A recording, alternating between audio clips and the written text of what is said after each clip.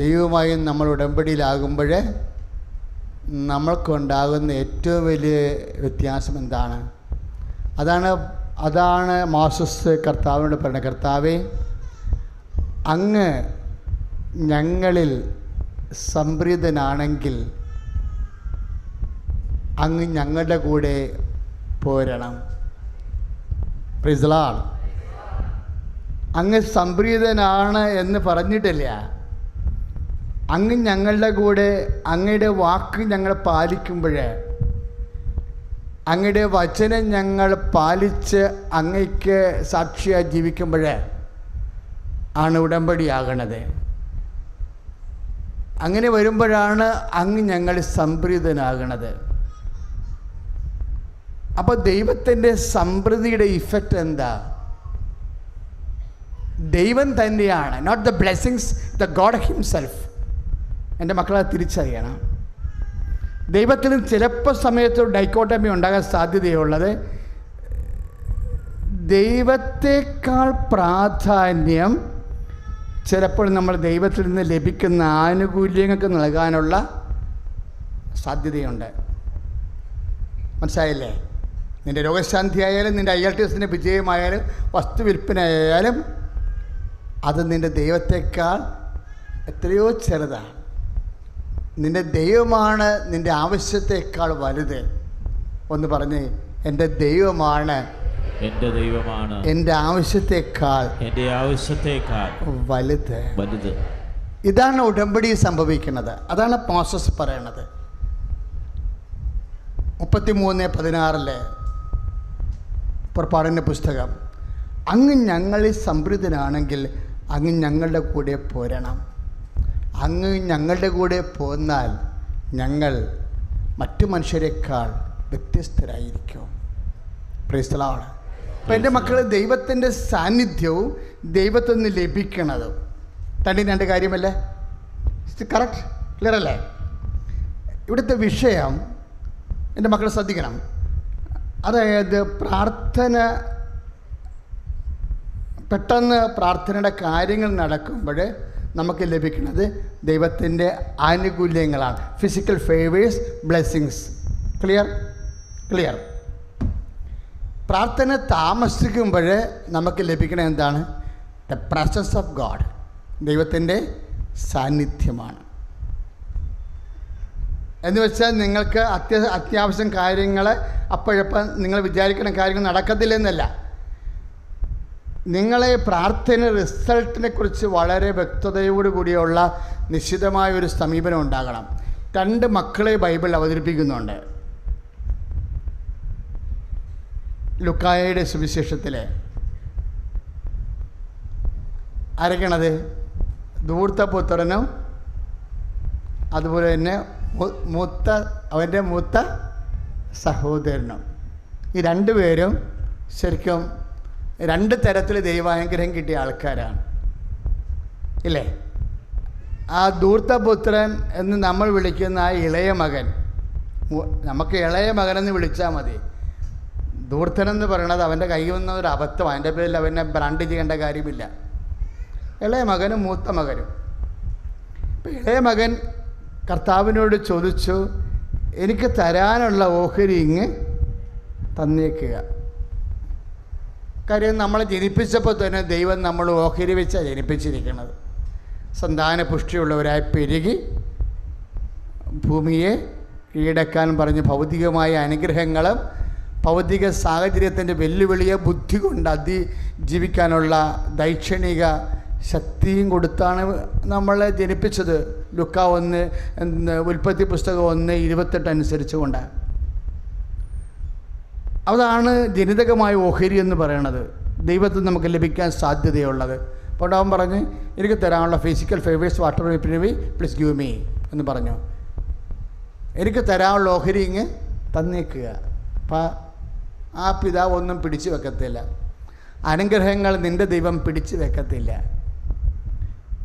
Immediately എന്ന എനിക്ക് തോന്നുവേ, ഈ ലൂക്കാൻ്റെ സുവിശേഷം മർക്കോസാണ് എഴുതിയിരുന്നെങ്കിൽ മർക്കോസ് പെട്ടെന്ന് പറയണം, immediately the father gave the അവരുടെ പങ്ക് കൊടുത്തേനെ വന്ന്. ഇമ്മീഡിയറ്റ്ലി എന്ന് ഉപയോഗിക്കുന്ന വാക്ക് എപ്പോഴും മർക്കോസിൻ്റെ ഒരു സ്റ്റൈലാണ്.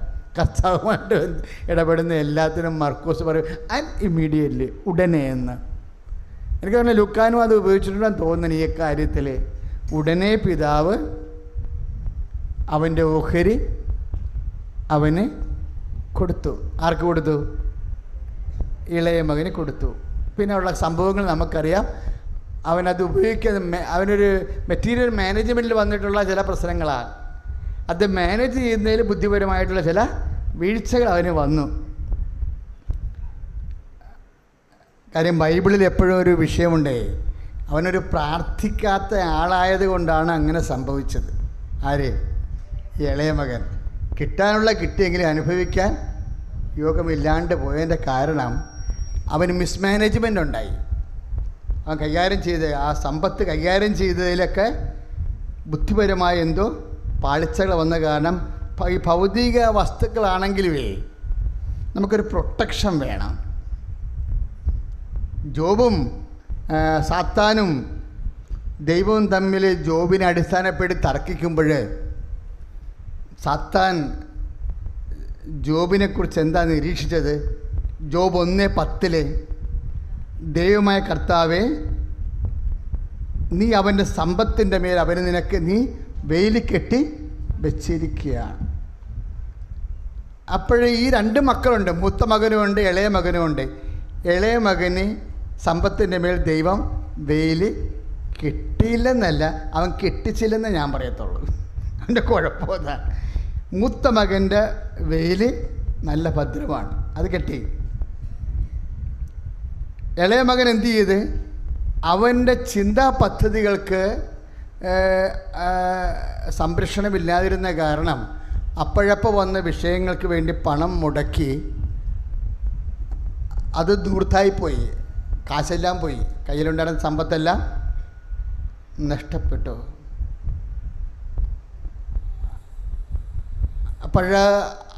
പിന്നീട് അവന് സുബോധം ഉണ്ടായതും തിരിച്ചു വന്ന കാര്യങ്ങളെല്ലാം നമുക്കറിയാം. കാര്യം എപ്പോഴും സന്തോഷത്തോടെ ഇരിക്കുക എന്ന് പറഞ്ഞേ, ഇടതടവില്ലാതെ പ്രാർത്ഥിക്കുക, എല്ലാ കാര്യങ്ങളിലും കൃതജ്ഞത പ്രകാശിപ്പിക്കുക. അപ്പോൾ നിങ്ങളുടെ ചിന്തകളെയും ഹൃദയത്തെയും കർത്താവായ യേശുക്രിസ്തുവിലെ കാത്തുകൊള്ളും. ഇല്ലേ? ഫിലിപ്പിയർ 4:6.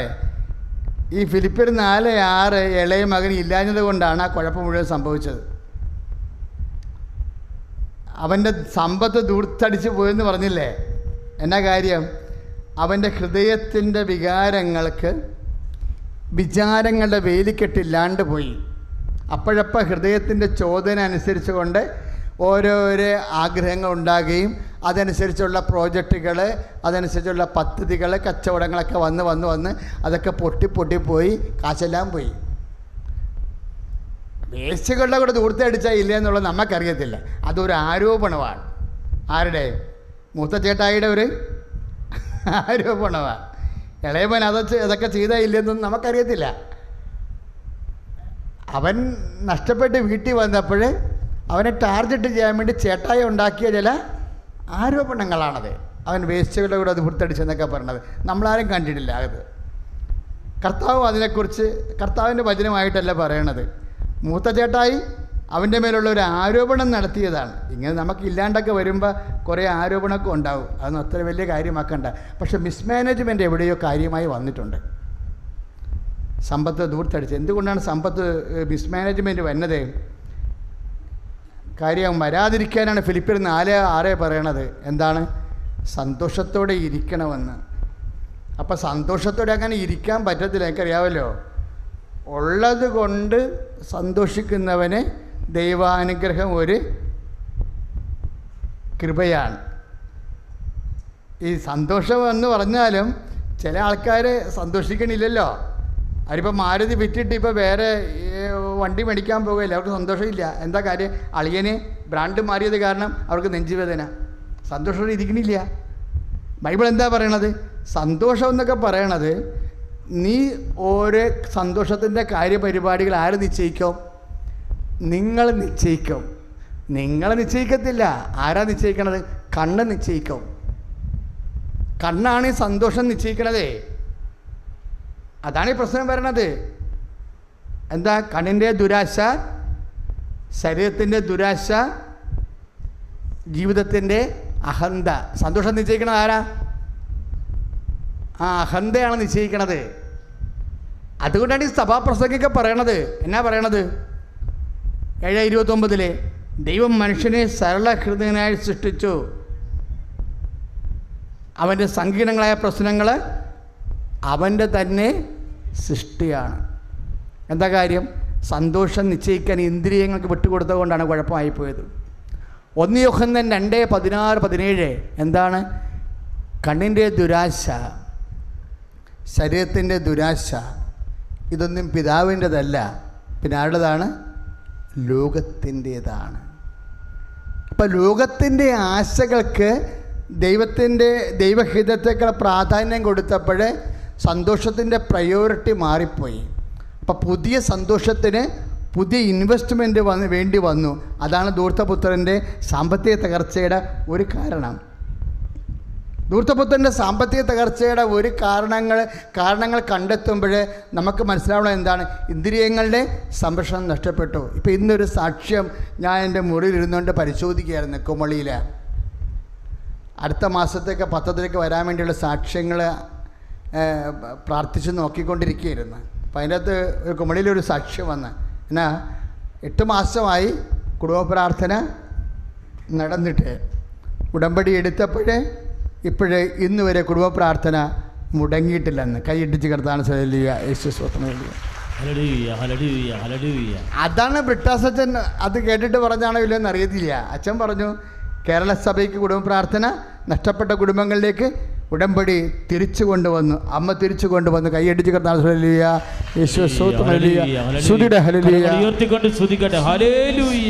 കരങ്ങൾ ഉയർത്തി സ്തുതിക്കട്ടെ. കർത്താവേ, കുടുംബ പ്രാർത്ഥനയെ സമർപ്പിക്കുന്നു. കുടുംബ പ്രാർത്ഥന നിലച്ചുപോയ കുടുംബങ്ങളെ സമർപ്പിക്കുന്നു. കുടുംബ പ്രാർത്ഥന സമയബന്ധിതമായി ചെല്ലാൻ പറ്റാത്ത അവസ്ഥകളുള്ള കുടുംബങ്ങളെ സമർപ്പിച്ച് പ്രാർത്ഥിക്കുന്നു. കുടുംബം ഒരുമിച്ച് പ്രാർത്ഥിക്കാത്ത കുടുംബങ്ങളെ സമർപ്പിക്കുന്നു.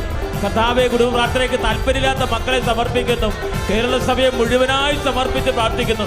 ഹല്ലേലൂയ. ആരാധനയും സ്തുതിയും പുകഴ്ചയും ഉണ്ടായിരിക്കട്ടെ. ഇളയ മകൻ്റെ സാമ്പത്തിക തകർച്ചയുടെ ആത്മീയ കാരണങ്ങൾ പരിശുദ്ധാത്മാവ് അന്വേഷിക്കുകയാണ് അല്ലേ? അങ്ങനെയാണ് നമ്മൾ പല പല വചനങ്ങൾ ഇപ്പോൾ കർത്താവ് ഇങ്ങനെ കോർത്ത് നമുക്ക് തരണത്. എന്നൊക്കെയാണ് പറഞ്ഞിരിക്കണത്? അവൻ്റെ സന്തോഷങ്ങളുടെ പ്രയോറിറ്റി മുൻഗണനകൾ നിശ്ചയിച്ചത് ഇന്ദ്രിയങ്ങളായിപ്പോയി. ഇന്ദ്രിയങ്ങൾ സന്തോഷത്തിൻ്റെ മുൻഗണനകൾ നിശ്ചയിക്കുമ്പോഴുണ്ടാകുന്ന കുഴപ്പം എന്നാ? പ്രൊട്ടക്ഷൻ പോവും, സംരക്ഷണം പോവും. 2 സംരക്ഷണം വേണമെന്നല്ലേ പറഞ്ഞത്? എന്തിനൊക്കെയാണ്? ഹൃദയത്തിന് സംരക്ഷണം വേണം, പിന്നെ ബുദ്ധിക്കും സംരക്ഷണം വേണം. അതാണ് ഫിലിപ്പിയർ 4:6 എപ്പോഴും സന്തോഷത്തോടെ ഇരിക്കുക, ഇടതടവില്ലാതെ പ്രാർത്ഥിക്കുക, എല്ലാ കാര്യങ്ങളിലും കൃതജ്ഞത. അപ്പം നിരാശപ്പെടരുതെന്നർത്ഥം. കാര്യങ്ങളൊക്കെ മോശമായിട്ട് സംഭവിച്ചാലും എല്ലാ കാര്യങ്ങളിലും കൃതജ്ഞത പ്രകാശിപ്പിക്കണം. ഇപ്പം പെന്തക്കോസ്ത വരാൻ പോകുകയില്ലേ? ഇല്ലേ? അപ്പം പരിശുദ്ധാത്മാവിൻ്റെ ഒരു മിനിമം മിഷൻ എന്താ? എല്ലാ കാര്യങ്ങളിലും കൃതജ്ഞത പ്രകാശിപ്പിക്കാൻ നമ്മളെ ഒരുക്കുക. ഇപ്പം എന്ത് സംഭവിച്ചാലും കൃതജ്ഞത, നല്ല വിശ്വാസിയാണെങ്കിൽ കൃതജ്ഞത പ്രകാശിപ്പിക്കും. ഇപ്പം തോറ്റാലും IELTS ഒരു വിഷയം പോയി, അല്ലെങ്കിൽ വിസ പ്രോസസ്സിങ്ങിൽ പരാജയപ്പെട്ടെങ്കിലും നിരാശപ്പെടത്തില്ല. ദൈവപൈതലാണ് നീയെങ്കിൽ നിരാശപ്പെടത്തില്ല. എന്താ കാര്യം? പരീക്ഷ മാത്രമേ തോറ്റുള്ളൂ. എന്നെ ജയിപ്പിക്കുന്ന ദൈവം ഇപ്പോഴും ജീവിച്ചിരിക്കുന്നു. കൈയടിച്ച് കർത്താണ്. കരങ്ങൾ ഉയർത്തിക്കൊണ്ട് സ്തുതിക്കട്ടെ. ഹല്ലേലൂയ, ഹല്ലേലൂയ,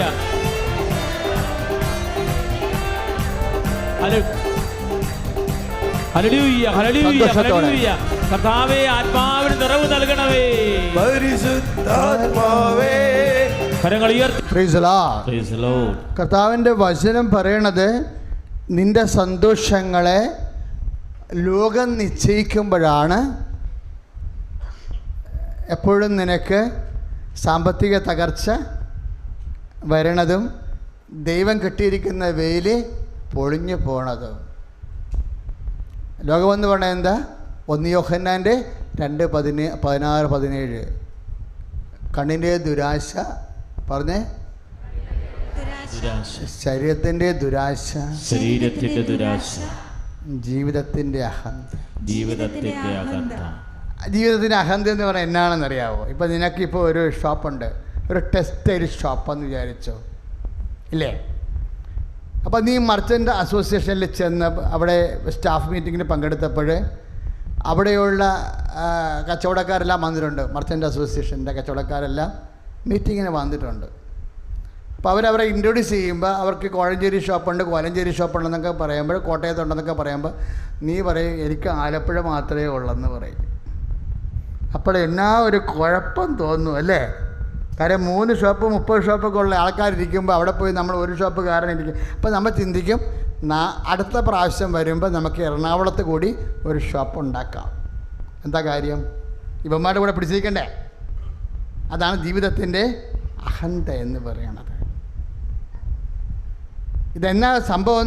നമ്മൾ ഇപ്പോൾ ബാങ്കുകാരനെന്ന് പറഞ്ഞു കഴിഞ്ഞാൽ നമ്മൾ ചുമ്മാ വഴിയെ പോയാൽ മതി, വിളിച്ചിട്ട് തരും. അത് കഴിഞ്ഞ് പിന്നെ കിഡ്നി അടിച്ചുകൊണ്ട് പോകുന്നേ ഉള്ളൂ, വേറെ കുഴപ്പമൊന്നുമില്ല. ലക്ഷക്കണക്കിന് രൂപ തരും, 80 ലക്ഷം 50 ലക്ഷമൊക്കെ തരും, നമുക്കൊരു കുഴപ്പമില്ല. പിന്നെയാണ് പലിശയും പിഴപ്പലിശയും പലിശക്ക് പലിശയും കൂട്ടുപലിശയും എല്ലാം കൂടി കിഡ്നി കരൾ എല്ലാം അവനടിച്ചു മാറ്റും മൊത്തം. കാര്യം നമ്മൾ അവർക്ക് എപ്പോഴും കടമെടുക്കണവൻ ആർക്ക് വേണ്ടിയാണ് ജീവിക്കുന്നത്? സാമ്പത്തിക സ്ഥാപനങ്ങൾക്ക് വേണ്ടിയാണ് ജീവിക്കുന്നത്. അപ്പോൾ ഈ മറ്റുള്ളവരുടെ മുമ്പിൽ പിടിച്ചു നിൽക്കാൻ വേണ്ടി അതാണ് ജീവിതത്തിൻ്റെ അഹന്ത എന്ന് പറയണത്. അത് എവിടുന്ന് വരുന്നു? സുഖലോലുപത, മധ്യാസക്തി, ജീവിത വ്യഗ്രതകളിൽ നിന്നാണ് അഹന്ത വരണത്. അപ്പോൾ ശരിക്കും അത് എവിടുന്നാണ് വരണത്? ലുക്ക 21:34 നിന്ന് തുടങ്ങിയിട്ട് 1 യോഹന്നാൻ 2:17 വരുമ്പോഴെന്താ പറയണത്? കണ്ണിൻ്റെ ദുരാശ, ശരീരത്തിൻ്റെ ദുരാശ, ജീവിതത്തിൻ്റെ അഹന്ത. ഇതിനുള്ള കുഴപ്പം, പിതാവിന് ഈ വിഷയത്തിൽ നിന്നെ സഹായിക്കാൻ പറ്റത്തില്ല. എന്താ കാര്യം? ഇത് പിതാവിൻ്റെതല്ല. അതാണ് പ്രശ്നം. ഇപ്പോൾ ഈ കസേരക്കയറി നിങ്ങൾ ഇരിക്കത്തില്ല. കുർബാന ചെല്ലുമ്പോൾ വൈദികൻ, ഞങ്ങൾ പോലും കുർബാന ചെല്ലുമ്പോൾ ഉപയോഗിക്കാനുള്ള കസേരയാണത്. അപ്പോൾ അതുകൊണ്ടാണ് ബൈബിൾ പറയണത് ഇതൊന്നും പിതാവിൻ്റെതല്ല, പിന്നെ എന്താണ്? ലോകത്തിൻ്റെതാണ്. ഈ ലോകത്തിൻ്റേത് അകപ്പെട്ടു പോകാതിരിക്കാൻ വേണ്ടിയാണ് വെയിൽ കെട്ടേണ്ടി വരുന്നത്. എങ്ങനെയാണ് വെയിൽ കെട്ടണത്? അതായത് കണ്ണിന് ദുരാശ, ശരീരത്തിൻ്റെ എപ്പോഴും സന്തോഷത്തോടെ ഇരിക്കുക, ഇടതടവില്ലാതെ പ്രാർത്ഥിക്കുക. അപ്പം ഈ ഉടമ്പടി എടുക്കുമ്പോൾ രക്ഷപ്പെടണം.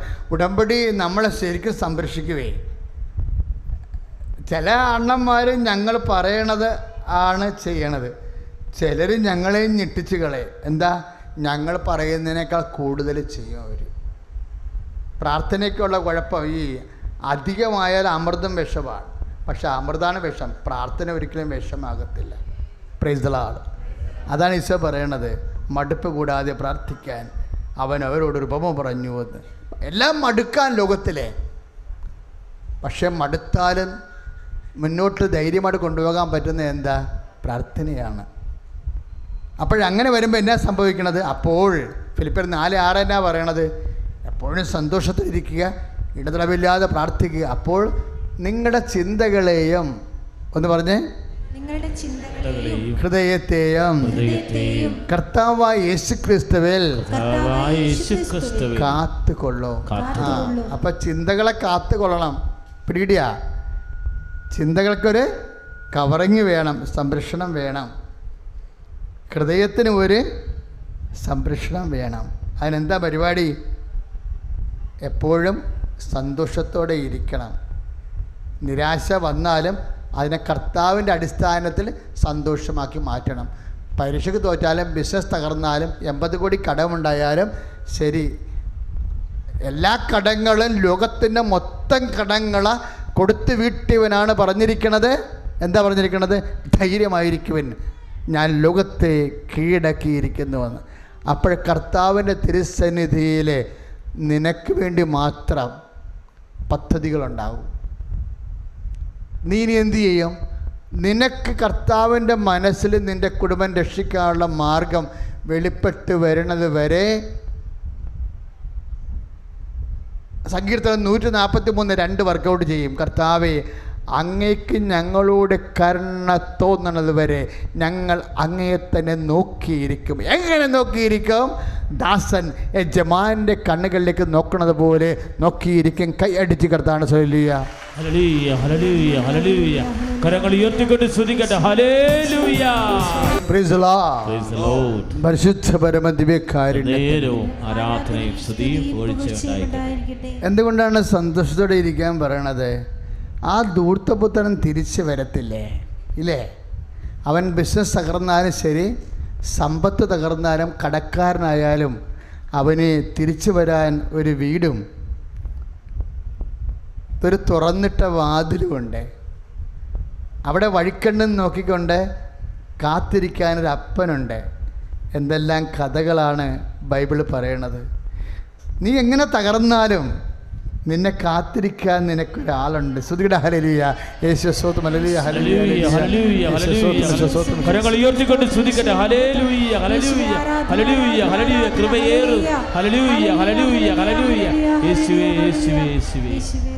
അവൻ പറയണത് ഒന്നും കേൾക്കാതെ എനിക്ക് ഏറ്റവും ഇഷ്ടപ്പെട്ടത്, അവൻ കുറേ കാര്യങ്ങൾ പറയുന്നുണ്ട് സങ്കടപ്പെട്ട അപ്പനോട്. അപ്പാ, അങ്ങനെ പറ്റിപ്പോയി അപ്പാ, ഇങ്ങനെ പറ്റിപ്പോയി അപ്പാ എന്ന് പറഞ്ഞിട്ട് ഇതൊന്നും അപ്പൻ മൈൻഡ് പോലും ചെയ്യണില്ല. കറക്റ്റ് അപ്പനാ. ഇങ്ങനെ പറ്റിപ്പോയി, അങ്ങനെ പറ്റിപ്പോയി, ബുദ്ധിമോശം സംഭവിച്ചു പോയി, ഇത്തിരി ആക്രാന്തം കൂടിപ്പോയി, ഒരു സംഭവം അവൻ പറയണമെന്നും അപ്പനെ കേൾക്കണ കൂടിയില്ല. അപ്പൻ എന്നാ ചെയ്യണത്? അവനെ റീസെറ്റ് ചെയ്യാൻ നോക്കുകയാണ്. ദൈവവേദനയിലെ നീ എത്ര തകർന്നാലും നിന്റെ അപ്പൻ നിന്നെ റീസെറ്റ് ചെയ്തിരിക്കും. സ്തുതിയുടെ ഹല്ലേലൂയ, യേശുവേ സ്തോത്രം, ഹല്ലേലൂയ, ഹല്ലേലൂയ, ഹല്ലേലൂയ, ഹല്ലേലൂയ. യേശുവേ നന്ദി കർത്താവേ. കർത്താവേ, ഞങ്ങളുടെ ജീവിതം പുനഃക്രമീകരിക്കുന്നതിനെ ഓർത്ത് നന്ദി പറയുന്നു. ഹല്ലേലൂയ. കരങ്ങൾ ഉയർത്തിക്കൊണ്ട് സ്തുതിക്കട്ടെ.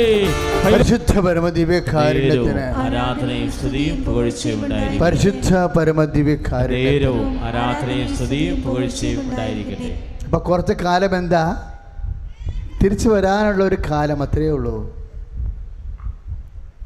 അച്ഛൻ ഇങ്ങനെ കർത്താവിൻ്റെ അൾത്താരയിൽ അമ്മ പ്രത്യക്ഷപ്പെട്ട ഇടത്ത് നിന്ന് സംസാരിക്കുമ്പോഴേ നിങ്ങൾ വിചാരിക്കരുത് ഇത് കേവലമായ ഒരു സങ്കല്പം ഇങ്ങനെ പറഞ്ഞ് നിങ്ങളെ തൽക്കാലക്ക് നിലനിർത്താനുള്ള എന്തെങ്കിലും പരിപാടിയാണ്. No, never.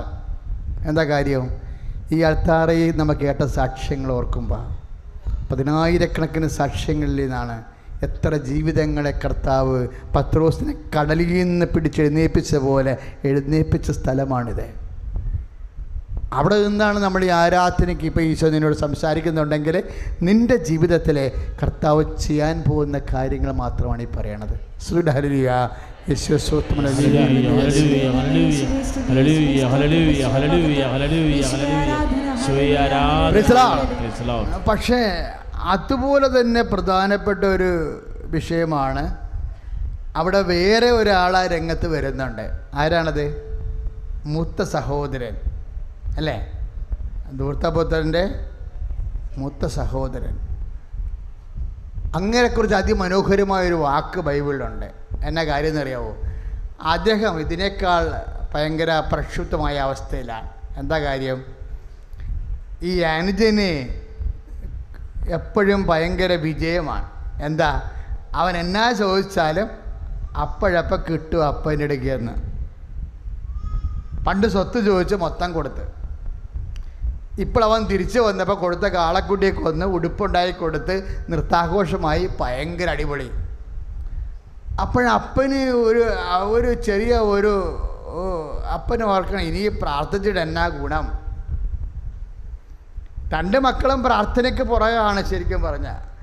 മറ്റവൻ പ്രാർത്ഥിക്കാണ്ടിരുന്നുള്ള ഓരോ തീരുമാനമൊക്കെ എടുത്ത് സമ്പത്തെല്ലാം തെറ്റായ തീരുമാനം കൊണ്ട് ഒരു പരിപാടിയൊക്കെ കാണിച്ചു കൂട്ടി കാശൊക്കെ പോയി.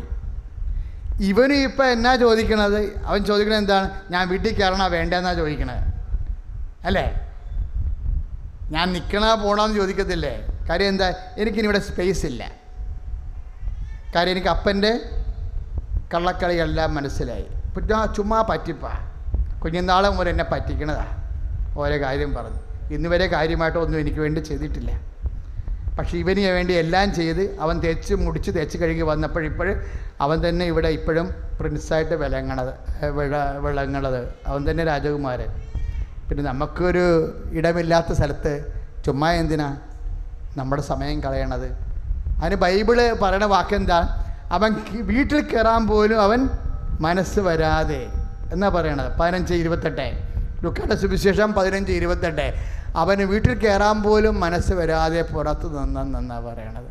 അതിൻ്റെ അവൻ അറിയാതെ ചോദിക്കണേ എന്നാ? ഞാൻ നിൽക്കണ, ഞാൻ പോണ? കാര്യം എനിക്കിവിടെ ഒരു സ്പേസ് ഇല്ല.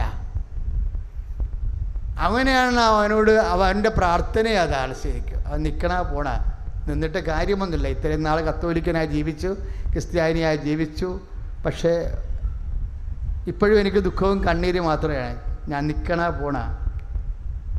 ഓരോ വിശ്വാസിയും എപ്പോഴെങ്കിലും കാലത്ത് അവനോട് ചോദിച്ചുള്ള ചോദ്യമാണിത്. ഞാൻ നിൽക്കണ പോണ. കാര്യം എന്താ? പ്രാർത്ഥിക്കാത്തവർക്ക് എല്ലാ മൊഡ്യൂൾസും നല്ലവണ്ണം കവർ ചെയ്തിട്ട് അവരിപ്പോൾ കയറിപ്പോയിരിക്കുകയാണ്. പ്രാർത്ഥിച്ച് നീ കരക്ക് നിൽക്കണം, തോറ്റു തൊപ്പിയിട്ട്. ഞാൻ നിൽക്കണ പോണ. ദൈവത്തോട് ചോദിക്കുന്ന ചോദ്യമാണ്. ഓരോ സംരംഭങ്ങൾ കഴിയുമ്പോഴും പ്രാർത്ഥനയെല്ലാം പരാജയപ്പെടുമ്പോഴും നമ്മൾ ചോദിക്കും 15:28 ഞാൻ നിൽക്കണ പോണം. എന്നിട്ട് മറ്റുള്ളവരുമായിട്ട് താരതമ്യപ്പെടും. നിൻ്റെ ഈ മകൻ സ്വത്ത് വേശ്യകളുടെ കൂടെയാണ് ദൂർത്തടിച്ചത്. ആ വിശ്വാസിയല്ല, അജ്ഞാനിയാണ്. അജ്ഞാനിയൊക്കെ കടകട്ട ജീവിതമാണ് അവൻ ജീവിച്ചു കൂട്ടണത്.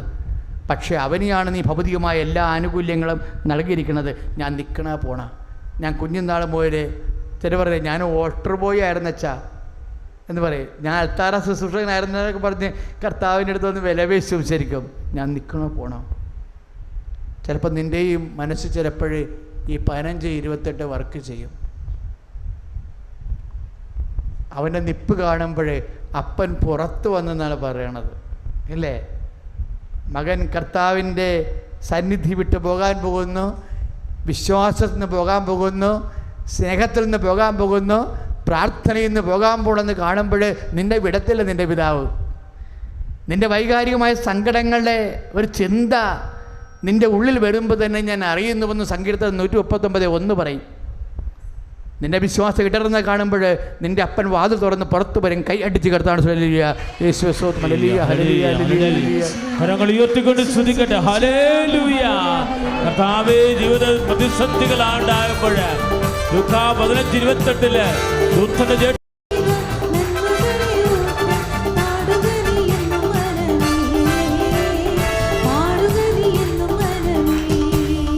പരിശുദ്ധ പരമദിവ്യകാരുണ്യത്തിന് നേരവും ആരാധനയും സ്തുതിയും പുകഴ്ചയും ഉണ്ടായിരിക്കട്ടെ. അപ്പൻ വാതിൽ അവൻ മകൻ വിശ്വാസം ഇടറിയപ്പോഴ് ദൈവത്തിൻ്റെ തിരുസന്നിധിയിൽ നിന്ന് വിട്ടുപോകാൻ വേണ്ടി തീരുമാനിച്ചപ്പോഴ് ഞാൻ പറയും, ഈ മൂത്ത മകൻ ശരിക്കും പറഞ്ഞാൽ ദാവീദിനേക്കാൾ തകർന്നവനാണ് ബൈബിളിലെ. ആരെങ്കിലും ദൈവതിരുസന്നിധിയിൽ നിന്ന് വിട്ടുപോകാൻ തീരുമാനിച്ചാൽ കൊലപാതകവും വ്യഭിചാരവും ഒന്നിച്ച് ചെയ്ത ദാവീദിനേക്കാൾ അവൻ താഴെയാണ്. എന്തെങ്കിലും ഭൗതിക ആനുകൂല്യങ്ങൾ നിനക്ക് കിട്ടിയില്ലെന്നോ കിട്ടാൻ താമസിച്ചെന്ന് വിചാരിച്ചുകൊണ്ട് വീട്ടിൽ കയറാൻ പോലും മനസ്സില്ലാതെ ദൈവത്തിരുസന്നിധി വിട്ടുപോകാൻ വേണ്ടി മൂത്ത മകൻ തീരുമാനിക്കുമ്പോഴാണ് അപ്പന് പുറത്തു വരേണ്ടി വരണത്. ബുദ്ധിപരമായ നീക്കം അപ്പനെ പുറത്ത് കൊണ്ടുവരാതിരിക്കുന്നതാണ് എപ്പോഴും നല്ലത്. അപ്പനെ പുറത്ത് കൊണ്ടുവരാതിരുന്നതാണ് ദാവീദിൻ്റെ വിജയം. എന്താ ദാവീദ് പറഞ്ഞത്? അപ്പാ, എൻ്റെ കയ്യിൽ നിന്ന് അബദ്ധം വന്നു, എൻ്റെ കുടുംബത്തിൽ നിന്ന് ശാപം മാറത്തില്ലെന്ന് നീ നാഥാനെ വിട്ട് എന്നോട് പറഞ്ഞ് അതൊക്കെ ഞാൻ ഏറ്റപ്പാ. അതെൻ്റെ കയ്യിലിരിപ്പ് കൊണ്ടാണെന്ന് ഞാൻ മനസ്സിലാക്കും. അപ്പൻ എന്നെ ശിക്ഷിച്ചോ, പക്ഷെ അപ്പൻ എനിക്ക് ഒരു വാക്ക് തരണം. എന്താ? നിൻ്റെ സന്നിധിയിൽ നിന്ന് എന്നെ തള്ളിക്കളയരുത്. അതാണ് പ്രാർത്ഥന. മൂത്ത മകൻ ഇവിടെ തിരിച്ചു പോകാൻ നിൽക്കുമ്പോൾ നമുക്ക് മനസ്സിലാവണം എന്താണ്? കൊലപാതകം ചെയ്തവനാണ്, ഉറിയായെ കൊന്നവനാണ് ദാവീദ്. ബത്ശേബയുമായിട്ട് തെറ്റായ ബന്ധത്തിൽ ഏർപ്പെട്ടവനാണ് ദാവീദ്. എന്നിട്ടും ദാവീദ് പോലും പറഞ്ഞില്ല ഞാൻ നിൽക്കത്തില്ല, ഞാൻ പോവുകയാണെന്ന്. മറിച്ച് ദാവീദ് പറഞ്ഞത് എന്താ? അങ്ങയുടെ തിരുസന്നിധി ഇത്രയാണ് എൻ്റെ അവസ്ഥയെങ്കിൽ അതിൻ്റെ ഭവിഷ്യത്താണ് ഞാൻ അനുഭവിക്കണമെന്നുണ്ടെങ്കിലും എനിക്കൊന്നു മാത്രമേ അപേക്ഷിക്കാനുള്ളൂ, അങ്ങയുടെ തിരുസന്നിധിയിൽ നിന്ന് എന്നെ തള്ളിക്കളയരുത്, പ്രാർത്ഥനയിൽ എന്നെ നിലനിർത്തണമേ. ഇതിനാണ് we want a minimum holy spirit. ഇപ്പോൾ പെന്തക്കോസ്ത് ആരംഭിക്കാൻ പോകുകയല്ലേ? എൻ്റെ മക്കൾ മനസ്സിലാക്കണം. എന്തിനാണ്? ഇങ്ങനെ ഒരു സിറ്റുവേഷനിൽ പോലും നമുക്ക് ഉപദേശം തരുന്നത് ആരാണ്? പരിശുദ്ധാത്മാവാണ്. അതുകൊണ്ടാണ് എന്നെ അങ്ങയുടെ തിരുസന്നിധിയിൽ തള്ളിക്കളയരുത്, എൻ്റെ പരിപാവനെ എന്നെ എടുത്തു കളയരുതെന്ന് പറഞ്ഞാൽ ദൈവത്തിൻ്റെ അംബാസിഡറായിട്ടുള്ള പ്രതിനിധിയെ, നമ്മുടെ പരിപാവനെ പരിശുദ്ധാത്മാവിനെ നമ്മളിൽ നിന്ന് എടുത്തു മാറ്റപ്പെട്ട് കഴിഞ്ഞാൽ വിൽ ബി ഓട്ടോമാറ്റിക്കലി ഔട്ട്. നമ്മൾ പുറത്താകും. പ്രാർത്ഥനയിൽ പുറത്താകും, വിശ്വാസത്തിൽ പുറത്താകും, ദൈവസ്നേഹത്തിൽ പുറത്താകും. അതുകൊണ്ടാണ് ദാവീദ് പ്രാർത്ഥിക്കുന്നത്, പരിശുദ്ധാത്മാവ് നിറഞ്ഞുകൊണ്ട് എന്നെ അങ്ങനെ നിന്ന് എടുത്തു കളയരുത്, എൻ്റെ പ്രാർത്ഥനാ ജീവിതം അവസാനിപ്പിക്കരുത് എന്ന് സ്തുതിക്കട്ടെ. ഹല്ലേലൂയ, ഹല്ലേലൂയ, ഹല്ലേലൂയ, ഹല്ലേലൂയ, ഹല്ലേലൂയ. കരങ്ങൾ ഉയർത്തിക്കൊണ്ട് സ്തുതിക്കട്ടെ. കർത്താവേ, ദാവീദ് പ്രാർത്ഥിച്ചതുപോലെ പ്രാർത്ഥിക്കുന്ന കർത്താവേ, അങ്ങയുടെ സന്നിധിയിൽ നിന്ന് ഞങ്ങളെ തള്ളിക്കളയരുതേ. ഞങ്ങളുടെ ബലഹീനതകൾ ഞങ്ങൾ അറിയുന്നു, ഞങ്ങളുടെ കുറവുകൾ ഞങ്ങൾ അറിയുന്നു. ഇതാണ് അച്ഛൻ ആദ്യം പറഞ്ഞത്. എന്താണ്? നമുക്ക് ദൈവത്തിൽ നിന്ന് രണ്ട്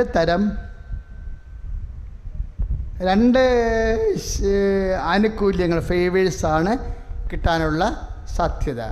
ഒന്നെന്താണ്? ദൈവത്തിൻ്റെ ഫിസിക്കൽ ഫേവേഴ്സ്, ഭൗതിക ആനുകൂല്യങ്ങൾ, ബ്ലെസ്സിങ്സ്, അനുഗ്രഹങ്ങൾ. രണ്ടാമത്തത് ഇത് God himself by person presence. എന്താണ്? ദൈവത്തിൻ്റെ സാന്നിധ്യം തന്നെ. എപ്പോഴെങ്കിലും എൻ്റെ മക്കൾക്ക് ശ്രദ്ധിക്കണം, എപ്പോഴെങ്കിലും എൻ്റെ മക്കൾക്ക് ദൈവത്തിൻ്റെ ഭൗതിക ആനുകൂല്യങ്ങൾ കുറയുന്നുവെന്ന് മനസ്സിലാക്കിയാൽ അതിൻ്റെ അർത്ഥം എന്താണ്? ദൈവത്തിൻ്റെ ഏറ്റവും വലിയ ദാനമായ ഫിസിക്കൽ പ്രസൻസ്, ദൈവത്തിൻ്റെ തനി സാന്നിധ്യം തന്നെ, ദൈവത്തിൻ്റെ സാന്നിധ്യത്തിൻ്റെ അടയാളങ്ങളോ ഇഫക്റ്റോ ആയിട്ടുള്ള വിഷയങ്ങൾ, അത് ഭൗതിക ആനുകൂല്യങ്ങൾ, ബ്ലെസ്സിങ്സ്, ഫിസിക്കൽ ഫേവേഴ്സ് കുറഞ്ഞാൽ അതിൻ്റെ അർത്ഥം നിന്നെ ദൈവം കൈവിട്ടു എന്നല്ല, മറിച്ച് ആനുകൂല്യത്തെക്കാളുപരി, അനുഗ്രഹത്തെക്കാളുപരി ദൈവം തന്നെ നിന്റെ കൂടെ വസിക്കുന്നു എന്ന് കൈയടിച്ചു കണ്ടാണ്. സൈന്യത്താലല്ല കർത്താവേ, ദൈവത്തിന്റെ ആത്മശക്തിയാലാണ് കർത്താവേ, അവിടുത്തെ വചനത്തിന്റെ അഭിഷേകത്താൽ ഞങ്ങളുടെ വിഷമതകളുടെ മേൽ, ഞങ്ങളുടെ സങ്കടങ്ങളുടെ മേൽ, ഞങ്ങൾ അനുഭവിക്കുന്ന ദുരിതങ്ങളുടെ മേൽ ദിവ്യകാരുണ്യത്തിന്റെ അഭിഷേകം ചെരിയട്ടെ. കരങ്ങൾ ഉയർത്തി നിയോഗങ്ങൾ സമർപ്പിക്കട്ടെ. ഏതെങ്കിലും കാരണവശാൽ ഇപ്പം നമ്മൾ പ്രയോറിറ്റി നിശ്ചയിക്കത്തില്ലേ? നമ്മളുടെ 6 കാര്യങ്ങൾ ഉടമ്പടി നമ്മൾ വെക്കത്തില്ലേ? ഇല്ലയോ? ഇപ്പം ഇന്നത്തെ സാക്ഷ്യം എന്നാ? 3 കാര്യങ്ങൾ നമ്മൾ പറഞ്ഞാൽ തന്നെ നടന്നു. പലർക്കും 6 കാര്യങ്ങൾ നടന്നു, അല്ലേ? പക്ഷെ ചില ആൾക്കാർക്ക് അവർ വെക്കാത്ത കാര്യങ്ങൾ എക്സ്ട്രാ നടന്നു എന്ന് പറയും, ഇല്ലേ? എൻ്റെ എന്തുകൊണ്ടാണ് അങ്ങനെ സംഭവിക്കണത്? ദൈവം മുൻഗണന നിശ്ചയിക്കുന്നത് കൊണ്ടാണ്. ദൈവത്തിൻ്റെ മുമ്പിൽ നമ്മുടെ ബുദ്ധിയുടെ പരിമിതി കൊണ്ട് മുൻഗണന നിശ്ചയിച്ചപ്പോൾ അതിനേക്കാൾ പ്രാധാന്യമുള്ള കാര്യം പുറത്തു പോയി. അത് ദൈവം എടുത്ത് അകത്ത് വെച്ചിട്ട് ദൈവത്തിൻ്റെ മുൻഗണനയിലാണ് ഉടമ്പടി വർക്കൗട്ട് ചെയ്യണത്. ദൈവത്തിൻ്റെ മുൻഗണനയിൽ ഏറ്റവും വലിയ മുൻഗണന എന്താണ്? ബൈ പേഴ്സൺ പ്രസൻസ് ആണ്. ഉടമ്പടി കഴിഞ്ഞപ്പോൾ മോസസ് പറഞ്ഞത്, ഉടമ്പടി കാലത്ത് ഉടമ്പടിയിൽ ഇരിക്കുന്ന ജനത്തിൻ്റെ ഭൗതിക ആനുകൂല്യങ്ങൾക്ക് ഒരു കാലതാമസം വന്നപ്പോൾ മോസസ് കണ്ണീരോടെ നിന്ന് ദൈവത്തോട് പറഞ്ഞൊരു വാക്കുണ്ട്, ഈ ജനം അങ്ങയുടെ സ്വന്തമാണെന്ന് ഓർക്കണമേ എന്ന്. Price the Lord. ഉടമ്പടി നമ്മളെ ദൈവത്തിൻ്റെ സ്വന്തമാക്കും. ഈ സ്വന്തമാകണത് കൊണ്ടാണ് ദൈവം മോസസിനോട് പറയണത്, ഞാൻ തന്നെ നിങ്ങളുടെ കൂടെ വരാമെന്ന്. ഞാൻ തന്നെ നിങ്ങളുടെ കൂടെ വരാമെന്ന് ദൈവം പറയണതിന് കാരണം എന്താണ്? മോസസ് ദൈവത്തോട് പറയും, എന്ത് പറയും? ഈ ജനം ഉടമ്പടി പ്രകാരം അങ്ങയുടെ സ്വന്തമാണെന്ന് ഓർക്കണമേ എന്ന്. അങ്ങ് ഞങ്ങളുടെ കൂടെ വന്നു കഴിഞ്ഞാൽ ഞങ്ങൾ വ്യത്യസ്തരാകും. അതാണ് 33:16 പുറപ്പാടിൻ്റെ പുസ്തകം. എന്താ കാര്യം എന്നറിയാവോ? ഫറവോൻ്റെ രാജധാനി ചെന്ന് മോസസ് എന്തടയാളം, what sign you have, what is God എന്നൊക്കെ പറഞ്ഞ് ഫറവോൻ ഈ മനുഷ്യനോട് ചോദിക്കും, ആരാണ് നിങ്ങളുടെ ദൈവം, എന്താണ് അടയാളം എന്ന് ചോദിക്കുമ്പോഴേ മോസസ് ഈ അംശപടി താഴെ ഇടും. അംശപടി താഴെ ഇടുമ്പോൾ എന്നാ പറ്റും? അത് പാമ്പായി മാറും ഇല്ലേ? അപ്പോഴുടനെ മന്ത്രവാദികളും വന്നിട്ട് അംശപടി താഴെ ഇടും, അതും പാമ്പായി മാറും. അപ്പോൾ വലിയ വ്യത്യാസമൊന്നുമില്ല. ദൈവത്തിന് ലഭിക്കുന്ന ഫിസിക്കൽ ഫേവേഴ്സ് അല്ല നമ്മൾ വ്യത്യസ്തമാക്കണത്. അത് മനസ്സിലാക്കി മോസസ് പറയും, നിൻ്റെ ഭൗതിക ആനുകൂല്യങ്ങളല്ല ഞങ്ങളെ ഉടമ്പടി പ്രകാരം മറ്റ് ജനങ്ങളിൽ നിന്ന് വ്യത്യസ്തമാക്കണത്. ഞങ്ങൾ PSCക്ക് ജയിക്കുന്നു, അവരും ജയിക്കുന്നു. ഞങ്ങൾ കച്ചവടത്തിന് ഞങ്ങൾക്ക് മേൽക്കൈ കിട്ടുന്നു, അവർക്കും കിട്ടുന്നു. Then what difference? No difference. What is the difference? What will be the difference? Your presence, നിൻ്റെ സാന്നിധ്യമായിരിക്കണം. അതാണ് 33:16. അങ്ങ് ഞങ്ങളുടെ കൂടെ വന്നാൽ, എൻ്റെ മക്കളെ, അനുഗ്രഹങ്ങൾ എത്രയോ പേർക്ക് കിട്ടുന്നുണ്ട്, ഭൗതിക ആനുകൂല്യങ്ങൾ. പക്ഷേ നമ്മൾ വ്യത്യസ്തമാക്കുന്നത് ആരാണ്? അങ്ങ് ഞങ്ങളുടെ കൂടെ വന്നാൽ ദൈവത്തിൻ്റെ ഭൗതികമായ ആനുകൂല്യങ്ങളുടെ സമയം കുറയുകയും അനുഗ്രഹം താമസിക്കുകയും ചെയ്യുമ്പോൾ ഉടമ്പടി ഉറപ്പാക്കേണ്ട ഒരു സത്യമുണ്ട്. എന്താണ്? ദൈവത്തിൻ്റെ സാന്നിധ്യം നിങ്ങളുടെ കൂടെ വരും. നിങ്ങളുടെ വിഷയം വ്യക്തിയൊക്കെ വലുതാകുമ്പോഴാണ്, ആ വിഷയത്തെ അതിജീവിക്കാൻ വ്യക്തിക്ക് പറ്റാതെ വരുമ്പോഴാണ് ബൈബിൾ ദൈവത്തിൻ്റെ സാന്നിധ്യം ഉറപ്പ് വരുത്തുന്നത്. കൈ അടിച്ചു കിടത്താണ്. ഉടമ്പടി പ്രാർത്ഥനയെ സമർപ്പിക്കുന്ന കർത്താവേ, ഉടമ്പടി ചെയ്യുന്ന എല്ലാ മക്കളെയും സമർപ്പിക്കുന്ന കർത്താവേ, ചെയ്യാനിരിക്കുന്നവരെ സമർപ്പിക്കുന്ന കർത്താവേ, കർത്താവേ ഞങ്ങളുടെ കൂടെ വരും. വന്നിട്ട് ഇങ്ങനെ കിരിഞ്ഞ് അവിടെ ഒട്ടിയിരുന്നിട്ടുണ്ടായിരുന്നു. പിന്നെയൊക്കെ ചെവിക്ക് കേൾവിക്കുറവുണ്ട്. വേറെ പഴുപ്പും കാര്യങ്ങളൊന്നും ഇല്ലെങ്കിൽ പോലും അങ്ങനെ ഒന്ന് സംഭവിച്ചതിന് ശേഷം ആ ഇടത് ചെവിക്ക് കേൾവിക്കുറവ് സംഭവിച്ചിട്ടുണ്ട്. ആ ചെവിയെ കർത്താവ് ഇപ്പോൾ സ്പർശിച്ചു കൊണ്ടിരിക്കുന്നു. സുടലിയ ഒരു 4 അടിയുള്ള എന്തോ ഏണി പോലത്തെ ഒരു സംഭവം, അതിങ്ങനെ ഇങ്ങനെ ഭിത്തിയെ ചാരി വെച്ച് മേലോട്ടുള്ള എന്നാ പരിപാടി ചെയ്യാൻ പോകുകയായിരുന്നു. അപ്പോൾ ചവിട്ടിയപ്പോൾ ബാലൻസ് പോയിട്ട് ഇത് തെറ്റി വീണിട്ട് അസ്ഥിക്കുഴകൾക്കെല്ലാം ഡിസ്ലൊക്കേഷൻ വന്നു, അസ്ഥിക്കുഴകൾ പൊട്ടൽ വന്നു. ആ രോഗിയെ കർത്താവ് സ്പർശിച്ചുകൊണ്ട് സുഖപ്പെടുത്തിക്കൊണ്ടിരിക്കുന്നു. ഹല്ലേലൂയ, ഹല്ലേലൂയ, ഹല്ലേലൂയ, ഹല്ലേലൂയ. രക്തസ്രാവ രോഗികൾ പ്രാർത്ഥിക്കാൻ പറയുന്നു. രക്തസ്രാവ രോഗികളെ കർത്താവ് സ്പർശിക്കുന്നു. നിങ്ങൾക്ക് അറിയാവുന്ന കേസാണെങ്കിൽ നിങ്ങൾക്ക് ഇപ്പോൾ അടിവയറ്റ് കൈവച്ച് വിശ്വാസപ്രമാണം ചെല്ലാവുന്നതാണ്. രക്തസ്രാവം കർത്താവ് ഇപ്പോഴിവിടെ വെച്ച് സുഖപ്പെടുത്തും. അത് നിങ്ങൾക്ക് സാക്ഷ്യം പറയാൻ കഴിയും. സ്തുതിയുടെ കർത്താവേ, രക്തസ്രാവ രോഗികളെ സുഖപ്പെടുത്തുന്ന കർത്താവേ, ഉദരാശയത്തിൽ മുഴയുള്ളവരെ, ഗർഭാശയത്തിൽ മുഴയുള്ളവരെ കർത്താവെ സ്പർശിക്കണമേ. അനേകം മക്കൾ നേരത്തെ സാക്ഷ്യം പറഞ്ഞതുപോലെ കർത്താവെ, അനേകർക്ക് സാക്ഷ്യം പറയാൻ പറ്റുന്ന രീതിയിൽ ശരീരത്തിനും മുഴകളും സിസ്റ്റകളും യേശു ക്രിസ്തു നാമത്തിൽ അപ്രത്യക്ഷമാകട്ടെ.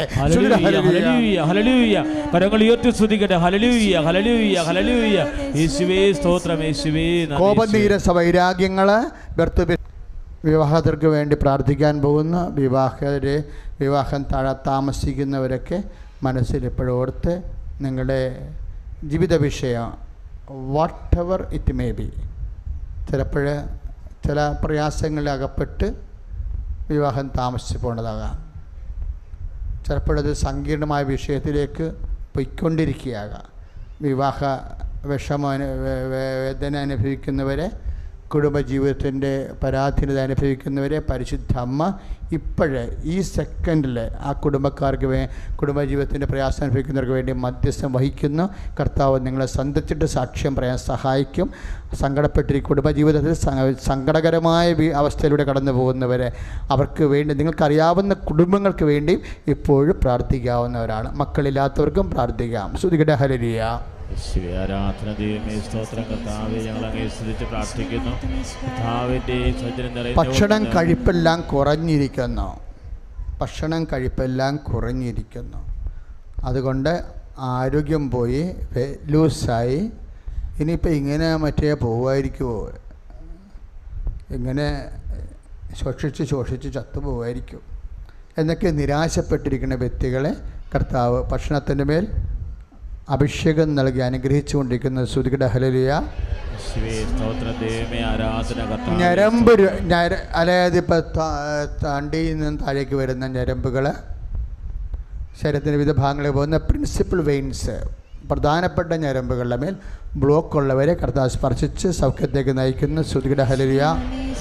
ആരാധന ദൈവമേ, സൗഖ്യത്തെ നന്ദി പറയുന്ന ഹല്ലേലൂയ ഹല്ലേലൂയ യേശുവേ ആരാധന. നേരത്തെ പറഞ്ഞ പോലെ 6 എന്ന അക്കം, പിന്നെ 4 എന്ന അക്കം, ഇത് രണ്ടും 2 ഡേറ്റുകളാണ്. ഇതുപോലെയുള്ള ഡേറ്റുകൾ ഇതെല്ലാം ദൈവം ഇടപെടുന്ന ഡേറ്റുകളാണ്. കാര്യം നിങ്ങളുടെ ചില ഡേറ്റുകളാണിത്. ഇപ്പോൾ ഈശോ കാണിച്ചു തന്നിരിക്കുന്നത് യാത്രയുടെ ഡേറ്റാണെന്നാണ് ഇപ്പോൾ പറയണത്. ഇതുപോലെ തന്നെ നിങ്ങൾക്ക് വേറെ പല കാര്യങ്ങൾക്കും പല ഡേറ്റുകൾ സൂക്ഷിക്കുന്നുണ്ടാകാം. വീട് വെക്കാനോ ഫൗണ്ടർ സ്റ്റോൺ പ്ലേസ് ചെയ്യാനോ ഒക്കെ ഉള്ള ഡേറ്റുകൾ, യാത്രക്കുള്ള ഡേറ്റുകൾ, എക്സാം ഡേറ്റുകൾ, ഇങ്ങനെയുള്ള ഡേറ്റുകൾ ഓർക്കുക. ക്രയവിക്രയ ഡേറ്റുകൾ, കേസ് ഡേറ്റ്, സ്ഥലം അളവിൻ്റെ ഡേറ്റ് എല്ലാം ഓർക്കുക. ഡേറ്റ്, ടൈം എല്ലാം കൃപാസനത്തിലെ പ്രധാനപ്പെട്ട ദൈവാനുഗ്രഹത്തിൻ്റെ പ്രത്യേക മധ്യസ്ഥ ശക്തി ഡെലിവറി ചെയ്യുന്ന വിഷയങ്ങളാണ്. അതുകൊണ്ട് നിങ്ങളോട് ബന്ധപ്പെട്ട മുഴുവൻ ഡേറ്റുകൾ നിങ്ങൾക്ക് ഓർക്കാം. കർത്താവെ, അങ്ങയുടെ മക്കൾ വ്യത്യസ്തങ്ങളായ ഡേറ്റുകൾ ഓർക്കുകയാണ്. അവരുടെ ജീവിതത്തിൽ നിൻ്റെ ഇടപെടലില്ലാതെ ഇനി മുന്നോട്ട് പോകാൻ പറ്റാത്ത എല്ലാ സമയസന്ധികളുടെ പേരും കർത്താവിൻ്റെ പരിശുദ്ധാത്മാവ് നിറയാൻ, അവളുടെ യോഗ്യത കൊണ്ടല്ല, ദൈവത്തിൻ്റെ കൃപയുണ്ട്. ദൈവത്തിൻ്റെ കൃപയെന്ന് വെച്ച് സമയത്തിലുള്ള ദൈവത്തിൻ്റെ സാന്നിധ്യം കൊണ്ട് കർത്താവെ അതിനെ ധന്യമാക്കണമേ. സ്തുതിക്കട്ടെ. ഹല്ലേലൂയ ഹല്ലേലൂയ ഹല്ലേലൂയ ഹല്ലേലൂയ. കർത്താവെ, സമർപ്പിച്ച ഡേറ്റുകളുടെ മേൽ ദൈവത്തിൻ്റെ സാന്നിധ്യം പ്രകടമാകണമേ. കർത്താവെ, കർത്താവെ, അഭിഷേകം അത്ഭുതം നടക്കണമേ. ഹല്ലേലൂയ.